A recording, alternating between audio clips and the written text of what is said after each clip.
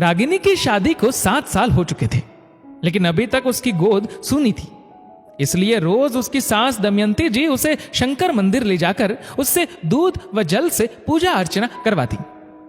आज भी रागिनी मंदिर के लिए निकलने ही वाली थी कि तभी डोरबेल बजती है। एक भाई साहब आए थे। आपके घर के बाजू में जो बड़ा सा प्लॉट है ना, वह मैंने खरीद लिया है। आज भूमि पूजन किया है, ये लीजिए प्रसाद, प्लॉट के मालिक ने कहा। जी धन्यवाद, रागिनी बोली। दमयंती जी के घुटनों में बहुत दर्द था, इसलिए उन्होंने घर पर रहना ही उचित समझा। रागिनी अकेली ही मंदिर हो आई।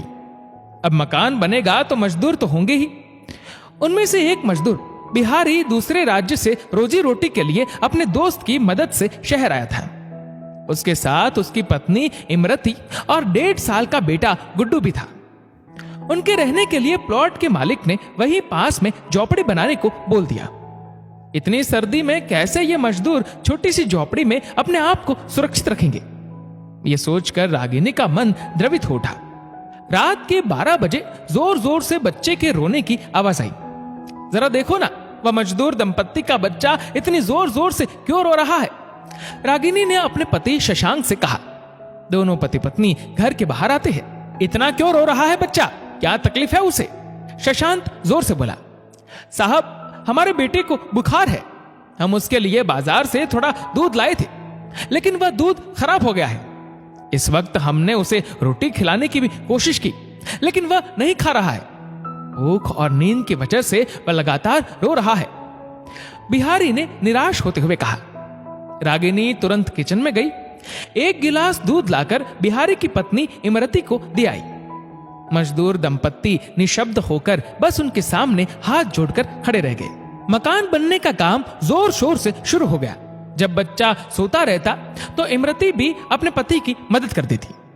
दूसरी मजदूर महिलाएं भी बच्चे को संभालने में इमरती की मदद करती। एक रात ठंड बहुत थी। रागिनी से रहा नहीं गया। उसने एक कंबल और गद्दा निकाला और पति से मजदूर दंपत्ति को देने को कहा। ये कंबल और गद्दा ले लो, बहुत ठंड है, शशांक ने कहा। उन्होंने झट से उसे स्वीकार कर लिया। आपका बहुत बहुत धन्यवाद साहब जी, बिहारी ने हाथ जोड़ते हुए कहा। रागिनी उनके बच्चे के प्रति लगाव महसूस कर रही थी।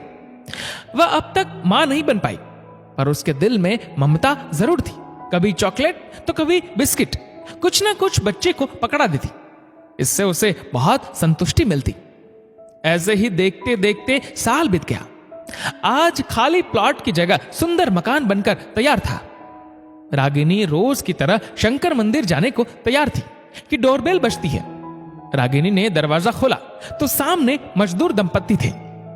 मैडम जी, ये मकान तो तैयार हो गया, अब हम दूसरे ठिकाने पर जा रहे हैं। हमारे लल्ला की नजरें आपको ही ढूंढ रही थी, इसलिए उसे आपसे मिलवाने ले आए। आपने एक मजदूर के लिए इतना सब किया, उसके लिए आपका बहुत बहुत आभार, बिहारी ने हाथ जोड़ते हुए कहा। तुम लोग 2 मिनट ठहरो, मैं अभी आती हूं। ऐसा बोलकर रागिनी किचन की तरफ चली गई। वापस आई तो उसके हाथ में एक थैला था जिसमें कुछ फल, बिस्किट के पैकेट थे। दूसरे हाथ में दूध का गिलास। ये दूध बेटे को पिला दो और ये कुछ सामान रख लो, काम आएगा, रागिनी ने बिहारी के हाथ में थैला देते हुए कहा।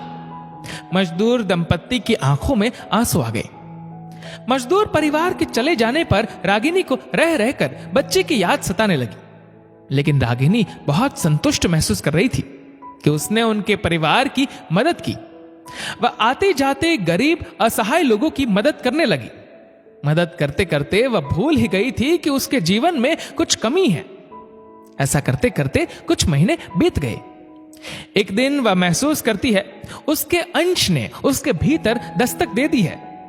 दोनों पति पत्नी डॉक्टर के पास जाते हैं। वहां डॉक्टर ने उसे उसके गर्भवती होने की खुशखबरी दी। सारा परिवार खुशी से झूम उठा। ठीक समय पर उसने एक स्वस्थ व सुंदर बेटी को जन्म दिया।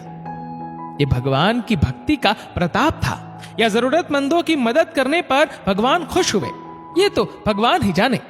दोस्तों, इस वीडियो को लेकर आपकी क्या राय है नीचे कमेंट करके जरूर बताएगा। और अगर आपको वीडियो अच्छा लगा हो तो इस वीडियो को लाइक करेगा, शेयर करेगा ज्यादा से ज्यादा लोगों तक, और ऐसे ही और भी इंस्पिरेशनल वीडियोस के लिए सब्सक्राइब करें हमारे यूट्यूब चैनल को और फेसबुक पर फॉलो करें हमारे पेज को। धन्यवाद।